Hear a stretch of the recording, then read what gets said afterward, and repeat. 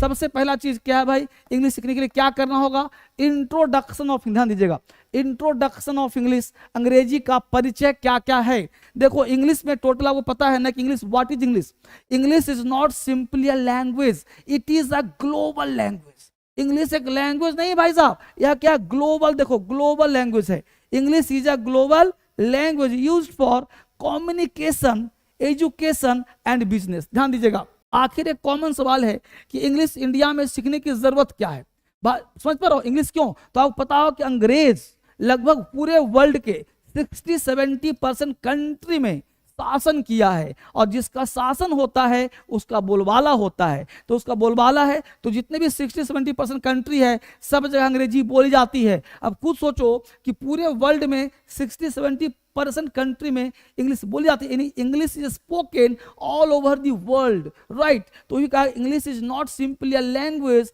It is a क्या भाई, global language used for communication, used for education, used for business, ये सब जगह आपका इंग्लिश काम करता है। अब पॉइंट देखोगे कि अंग्रेजी भाषा, इसी को हिंदी दिया संचार, शिक्षा और उपयोग किया जाता है। अब देखोगे अल्फाबेट, आपको पता होगा 26 लेटर हो से ए से लेकर जेड तक, इसे हम अल्फाबेट कहते हैं, ठीक है। इंग्लिश को और क्या बोलते हैं सर, तो इंग्लिश जो है वो अपूर्ण है, पूर्ण नहीं है, इंग्लिश को हम अपूर्ण भाषा बोलते हैं। अपूर्ण भाषा होता क्या है कि English is the mixture of language, English जो है बहुत सारी भाषाओं का मिश्रण है, ये अकेला भाषा नहीं है, वो ध्यान देना। अब देखो टाइप का, तो ए ई आई ओ यू को क्या बोलते हैं सर, वॉवेल्स बोलते हैं। बाकी जो व्यंजन है कॉन्सोनेंट्स, बाकी सभी को हम कॉन्सोनेंट्स, सब दिख रहा है सबको, हमने क्या कहा सर, ध्यान दीजिए, हमने कहा बाबू कि यहाँ पे ए ई आई ओ यू को हम बोलते हैं वॉवेल्स, और बाकी को पार्ट को हम बोलते हैं कॉन्सोनेंट्स। देखो दिखा, वॉवेल्स और कॉन्सोनेंट्स है, इतना ज्ञान है सबको, बड़ा सब पीडीएफ आपको मिल जाएगा, वॉवेल्स कॉन्सोनेंट्स, इतना ज्ञान है, अच्छी बात।